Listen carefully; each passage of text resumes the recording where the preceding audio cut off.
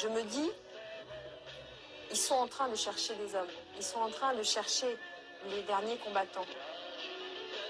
Il y avait c'était très palpable. Il y avait une grande atmosphère de peur, mais plus que de peur, pour certains de terreur. Et puis on tombe sur un Français. On rencontre ce jeune Français qui nous est amené en fait. Il s'appelle Jean-Michel, on fait connaissance comme ça, on me dit mais qu'est-ce que tu fais là? Il nous dit ben voilà, moi je viens de Vesoul en France. J'ai perdu trop d'amis, j'ai vu trop de gens pleurer, trop de souffrance. Je sens à travers l'interview qu'on fait qu'il craint le pire quoi. Plusieurs fois on m'a proposé de rentrer en France, de sortir tout de même de Vukovar, mais je suis resté. Et moi, je lui dis, mais donne-nous ton adresse, on va prévenir ta famille, et puis on va sans doute se revoir dans un camp de prisonniers, on va te retrouver dans un camp de prisonniers. Mais lui n'en est pas sûr. Enfin, il se dit, bon, bah, on a perdu. Ben, on a perdu.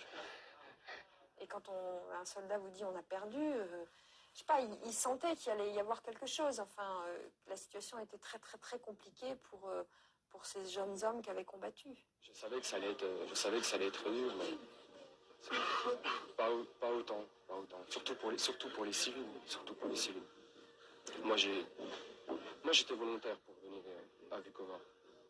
Je suis là, j'y reste. Pour les meilleurs, pour les pires. Pourquoi volontaire?